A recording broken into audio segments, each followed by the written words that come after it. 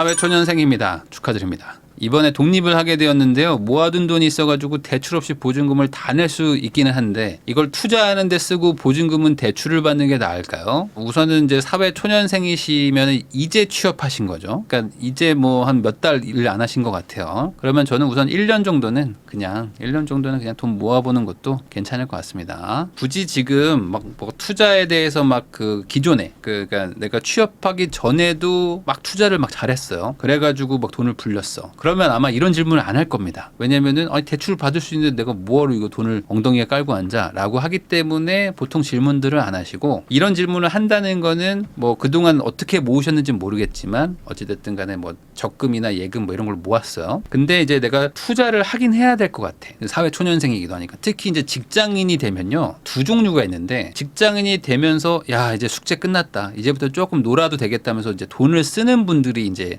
한 부류가 있고, 또 한 부류는 이제 막상 직장인이 됐어요. 근데 현실을 깨닫는 거지. 뭐냐면 대학생 때는 직장을 들어가면 약간 그 얼마나 빡센지를 잘 몰라. 이 사회가 얼마나 빡세고 이 세상이 얼마나 이 뭐랄까 일반 소시민들한테 힘든지를 잘 모릅니다. 그래서 그냥 좋은 학교 나와서 좋은 대학교 졸업해서 좋은 직장을 얻으면은 그냥 내 인생 해피하지 않나? 약간 이런 정도로 생각합니다. 근데 사회 초년생이 딱 됐어. 그다음에 이제 월급 받고 조금 처음에는 이제 어리버리해도 막 다들 하하호호 해주니까. 근데 이제 약간 이제 자리 잡고 하면은 이제 과장님이 와서 막 깨고 막 이제 뭐 팀장님이 와가지고 너 이럴 거면 회사 그만둬라 막 이런 얘기를 이제 듣다 보면은 나 이거 뭐지? 내가 생각했던 이 삶은 이게 아니었는데 이 사회인의 삶이 이렇게 힘든 건가라는 생각이 들면서 뭔가를 해야 되겠다라는 생각을 합니다. 그러면서 이제 투자를 하든 뭔가를 해서 삭막한 세상 속에서 내 나름의 어떤 자본과 자산을 꾸리자면 안 돼. 막 이런 생각이 막 듭니다. 그러면서 이제 투자를 하려고 생각하는 거예요. 근데 아까도 말했듯이 요즘 사람들은 이제 인터넷 커뮤니티 이런 데 많이 있습니다. 그러니까 내 친구를 만나서 아니 뭐 도서관에서 책을 보거나 이러기보다는 어떤 정보를 얻는 게 인터넷 커뮤니티라든지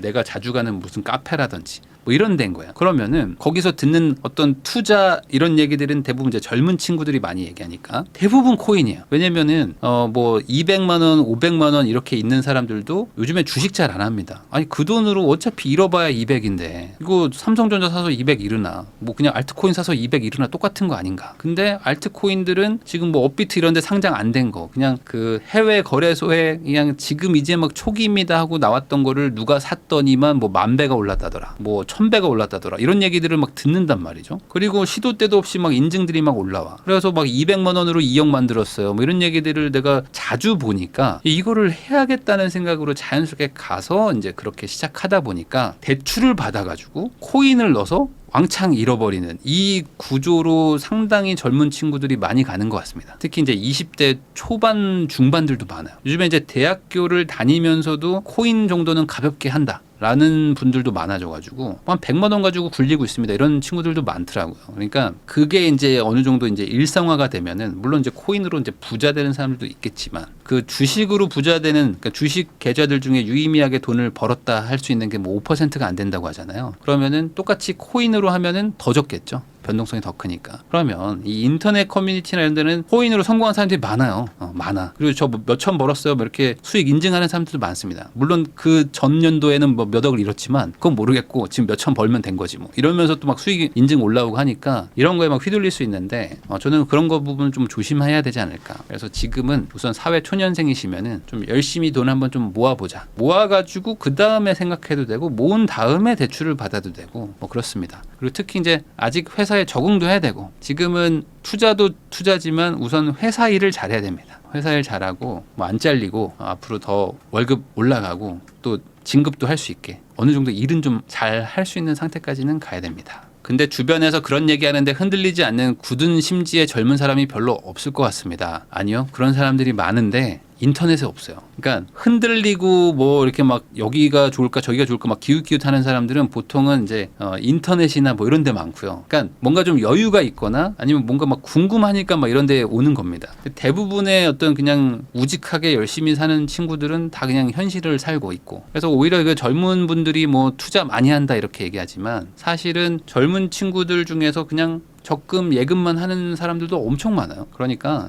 그런 것들은 이것도 또 이제 주변이 그렇다. 이제 이런 거죠. 그러니까 이걸 일반화할 필요는 없는 것 같습니다. 안녕하세요. 내년 봄에 처음으로 실거주를 하기 위해서 부동산을 사려고 합니다. 그 전에 모아놓은 현금이 있는데 이거 어떻게 굴려야 될까요? 그냥 단기 예적금을 들어야 될까요? 부인담님은 어떻게 하셨나요? 네, 내년 초에 산다 그러면 이제 한 6, 7개월 정도 남은 거죠. 그럼 6, 7개월 정도 안에 돈이 놀고 있으면 이걸 왠지 굴리고 싶습니다. 왜냐면 특히 요즘엔 정보가 워낙 많아가지고 야 이거를 뭐 코인에 넣으면은 뭐 하반기에 한번 뭐 불장 올 것 같은데 뭐 이런 얘기도 막 들리고 지금 뭐 테슬라 뭐 엔비디아 봐라 뭐 지금 안 사는 게 바보지 뭐 이런 얘기들도 막 계속 들리고 아 뭔가 막 부동산도 막 올라간다 그러고 막 지금 막 듣다 보면은 되게 막 희망적인 얘기들이 엄청 많거든요. 근데 정말 중요한 게 있습니다. 뭐냐면 내가 앞으로 쓸 목적이 명확한 시기와 어떤 그 딱 타이밍이 정해진 돈은 그냥 예적금을 굴리시는 게 좋습니다. 왜 그러냐면 그게 뭐 앞으로 뭐 3년 뒤, 5년 뒤면 뭐 괜찮은데 뭐 6개월 뒤다, 뭐 7개월 뒤다 이러면은 내가 돈을 굴린다는 게 꼭 불어나지만은 않아요. 내가 이 절벽에서 내 돈을 굴릴 수도 있거든. 그러면 이제 절벽 밑으로 떨어져서 돈이 없어집니다. 그러면은 내가 사야 되는 집도 못 사. 생각보다 그 젊은 분들, 이제 뭐 신혼부부 막 이런 분들 중에 남편이나 뭐 아내가 그러니까 원래 목돈이 있는데 이걸 몰래 굴리는 분들이 있어요. 몰래 굴려가지고 나는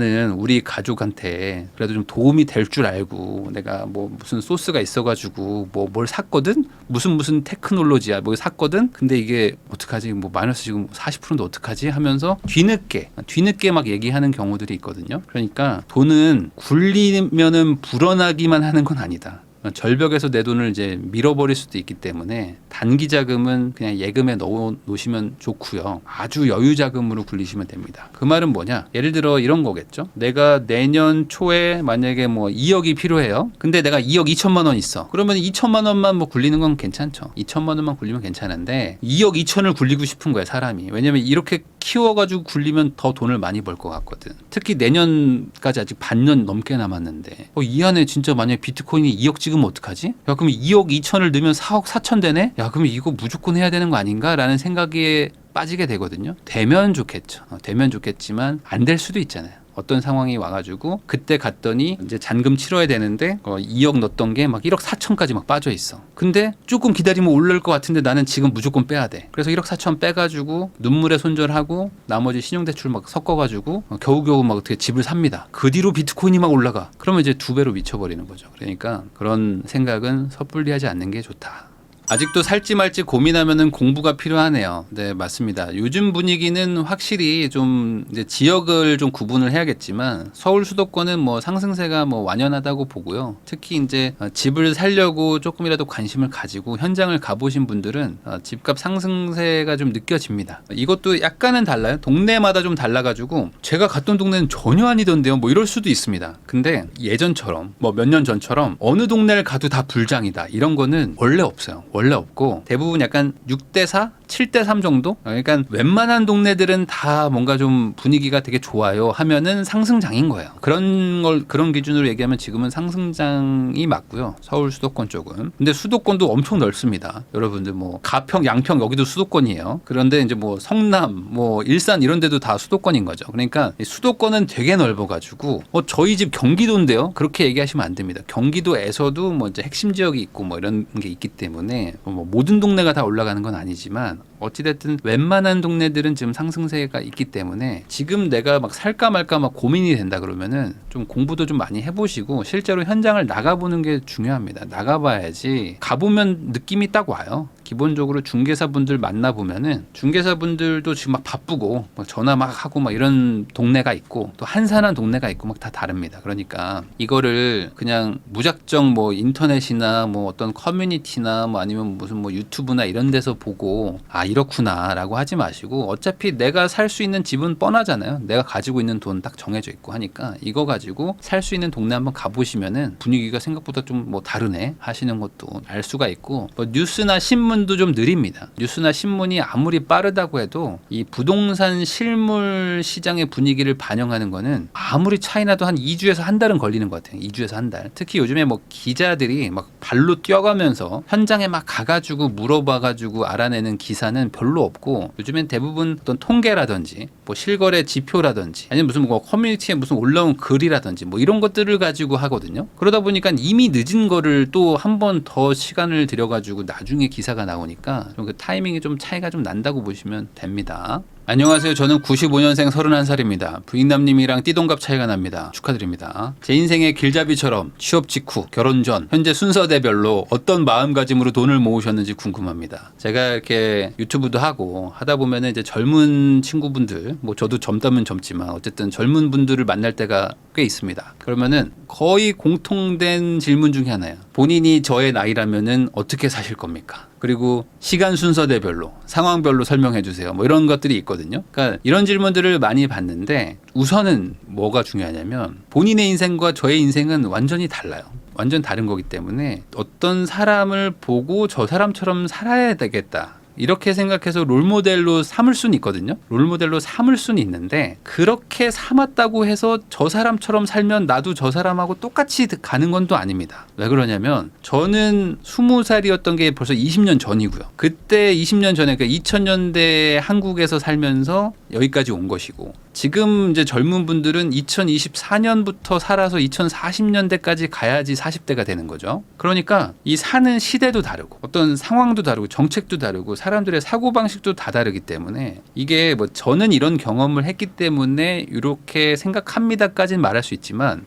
나는 이렇게 살기 때문에 너도 이렇게 살아라라고 굳이 이렇게 적용을 하기에는 좀 어려운 부분이 많아요. 그래서 반대로 생각하면 이렇게 하시면 됩니다. 내가 누군가한테서 정답을 받아가지고 이렇게 나한테 끼워 맞춰야지라고 생각하시면 안 되고, 이 사람 저 사람 얘기들을 다 들은 다음에 결론은 내가 내는 거예요. 그렇게 하셔야 되는 거지, 누군가 나보다 먼저 간 사람은 정답을 알고 있기 때문에 나는 지금 정답을 몰라요. 그러니까 저 사람의 말을 듣고 그대로 살면 난 정답으로 산다 라고 생각하시면은 그건 잘못된 얘기다. 이거는 제가 꼭 하고 싶었던 얘기입니다. 그래서 이 롤모델이라는 게 그 사람이 한 대로 살면 돼요. 그런 의미도 있습니다. 그래서 저는 이제 로버트 기요사키가 말하는 투자를 하는 방법, 그 마인드를 배워가지고 저도 한 건데, 이 로버트 기요사키는 미국에 있기 때문에 전세가 없어요. 전세 제도가 없어가지고 여기는 어떻게 했냐면 집을 싸게 사가지고 은행하고 협의를 해서 대출을 왕창 받은 다음에, 대출을 왕창 받아가지고 거의 뭐 집값의 90%막 이렇게 받아버립니다. 어떻게든.